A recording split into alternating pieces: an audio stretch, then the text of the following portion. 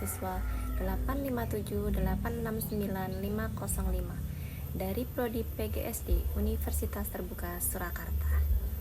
Pada kesempatan ini saya akan mempresentasikan rencana pelaksanaan pembelajaran yang telah saya susun dengan judul Modul Ajar Kurikulum Merdeka IPAS SD kelas 4. Mari kita simak bersama-sama. Modul Ajar Kurikulum Merdeka 2025 IPAS SD kelas 4. Informasi umum yang pertama, identitas modul. Penyusun Nur Amin Susilo, instansi SD Negeri Majenang 3, tahun penyusunan 2025, jenjang sekolah SD. Mata pelajaran Ilmu Pengetahuan Alam dan Sosial atau IPAS, fase B kelas 4, bab 4, mengubah bentuk energi. Topiknya ada 3, transformasi energi di sekitar kita, energi yang tersimpan, energi yang bergerak. Alokasi waktu 27 jam pelajaran. Kompetensi awal, mengidentifikasi ragam transformasi energi pada kehidupan sehari-hari. Kemudian membuat simulasi transformasi energi menggunakan bagan atau alat bantu sederhana dalam kehidupan sehari-hari. Yang ketiga, profil pelajar Pancasila, beriman, bertakwa kepada Tuhan Yang Maha Esa dan berakhlak mulia, berkebinekaan global, bergotong royong, mandiri, bernalar kritis, dan kreatif. Yang keempat, sarana dan prasarana. Terdapat sumber belajar, buku, penulisnya Amalia Fitri, dan LKPD. Untuk pengenalan tema, ada buku guru, bagian ide pengajaran, persiapan lokasi di lingkungan sekitar sekolah. Untuk topik A, transformasi energi di sekitar kita, perlengkapan yang dibutuhkan peserta didik, lembar kerja, terdapat pada lampiran 41. Kartu transformasi energi terdapat pada lampiran 42. Perlengkapan peserta didik berupa alat tulis, karton, benang, jarum, sumpit, lilin, dan korek api, beras, kotak kardus bekas, selotip, gunting, stopwatch. Untuk persiapan lokasi, pengaturan kelas untuk kegiatan percobaan. Kemudian untuk topik B, energi yang tersimpan, perlengkapan yang dibutuhkan peserta didik yaitu alat tulis, lilin dan korek api, karet gelam, bola kertas, tongkat, benang, dan batu. Persiapan lokasi, area sekitar sekolah, pengaturan kelas untuk kegiatan percobaan. Kemudian untuk topik C, energi yang bergerak, perlengkapan yang dibutuhkan peserta didik yaitu alat tulis, kotak dus bekas, kertas hitam, gunting, cutter, senter, penggaris, toples, balon, garam, karet gelang, air panas, cangkir, sendok teh stainless steel, plastik mika, lap kain, dan kertas bekas. Untuk persiapan lokasi, pengaturan kelas untuk kegiatan percobaan.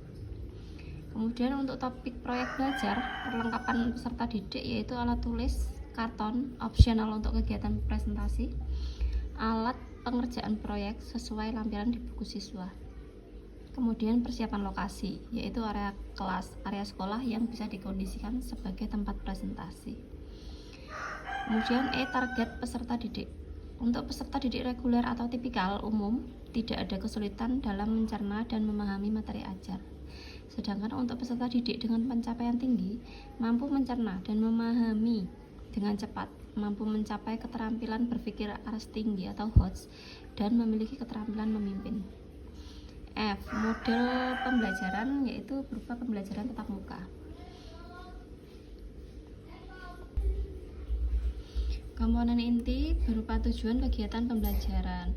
Untuk tujuan pembelajaran bab 4 yaitu mengidentifikasi ragam transformasi energi pada kehidupan sehari-hari, membuat simulasi transformasi energi menggunakan bagan atau alat bantu sederhana dalam kehidupan sehari-hari. Tujuan pembelajaran pengenalan tema yaitu peserta didik melakukan aktivitas yang berkaitan dengan tema pembelajaran sebagai perkenalan. Kemudian peserta didik mengetahui apa yang ingin dan akan dipelajari pada bab ini. Peserta didik membuat rencana belajar.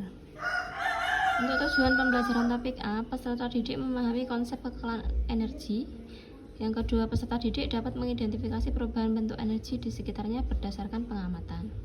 Kemudian untuk tujuan pembelajaran pada topik B, peserta didik dapat mengidentifikasi macam-macam energi potensial berdasarkan percobaan sederhana. Peserta didik dapat membuat simulasi sederhana alat yang menggunakan energi potensial.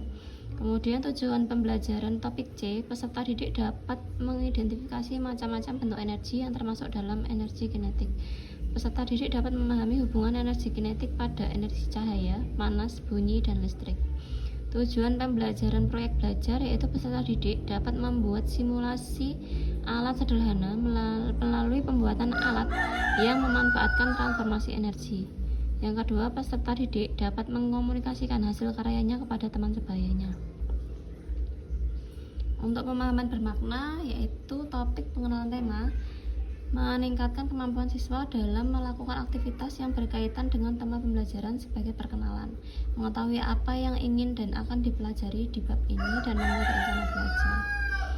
Untuk topik A, yaitu meningkatkan kemampuan siswa dalam memahami konsep kekekalan energi dan mengidentifikasi perubahan bentuk energi di sekitarnya berdasarkan pengamatan. Untuk topik B, yaitu energi yang tersimpan, meningkatkan kemampuan siswa dalam mengidentifikasi macam-macam energi potensial berdasarkan percobaan sederhana dan membuat simulasi sederhana alat yang menggunakan energi potensial.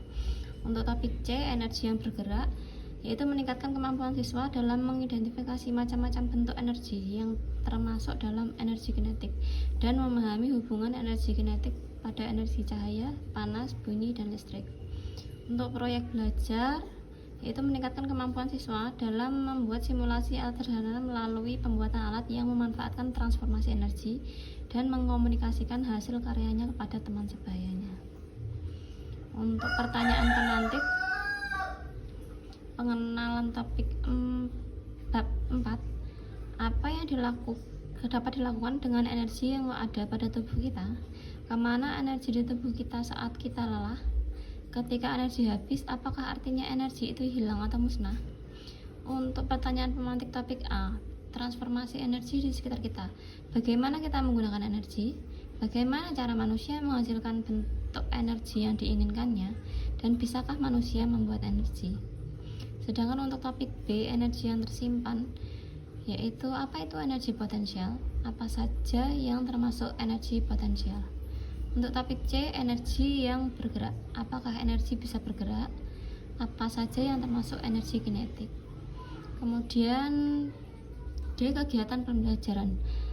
Terdiri dari kegiatan pendahuluan berupa kegiatan orientasi, apersepsi, dan kegiatan motivasi. Kemudian untuk kegiatan inti,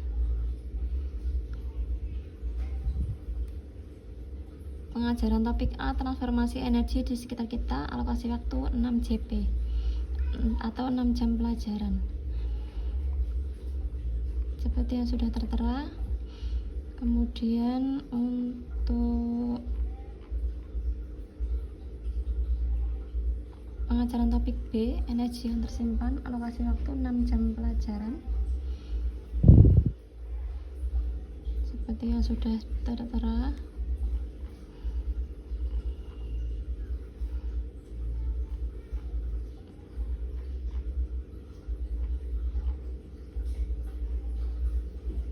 Untuk proyek pembelajaran, alokasi waktu 7 jam pelajaran, mengatur agar peserta didik bisa memilih proyek yang bervariatif. Proyek dikerjakan secara berkelompok berjumlah anggota 3-4 peserta didik, mengarahkan peserta didik untuk melakukan uji coba dan memastikan alatnya berhasil sebelum melakukan presentasi. Peserta didik akan melakukan presentasi mengenai alat yang dibuatnya serta melakukan demonstrasi mengenai cara kerja alatnya. Kegiatan penutup yaitu guru memberikan refleksi. Siswa menyimpulkan isi materi pada pembelajaran. Siswa mengkomunikasikan kendala yang dihadapi dalam mengikuti pembelajaran hari ini. Meminta peserta didik untuk melakukan tugas pada lembar kerja peserta didik atau LKPD. Guru bersama siswa menutup kegiatan dengan doa dan salam. Kemudian refleksi seperti yang sudah dijabarkan baik untuk topik A, B maupun C. Kemudian ada refleksi guru, kemudian asesmen atau penilaian berupa rubrik penilaian presentasi produk berdasarkan kategori sangat baik, baik, cukup, atau perlu perbaikan. Kemudian untuk uji pemahaman, Untuk topik A, transformasi energi, seperti yang terlampir. Kemudian untuk topik B, alur perubahan energi, seperti yang terlampir. Kemudian untuk kegiatan pengayaan dan remedial, pengayaan peserta didik dengan nilai rata-rata dan nilai di atas rata-rata mengikuti pembelajaran dengan pengayaan. Kemudian untuk remedial diberikan kepada peserta didik yang membutuhkan bimbingan untuk memahami materi atau pembelajaran mengulang kepada siswa yang belum mencapai. Lampiran berupa LKPD,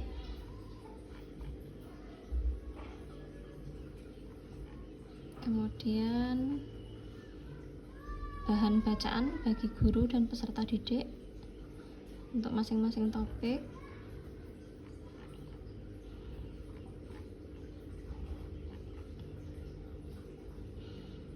Kemudian ke yang terakhir yaitu glosarium dan daftar pustaka seperti yang terlampir.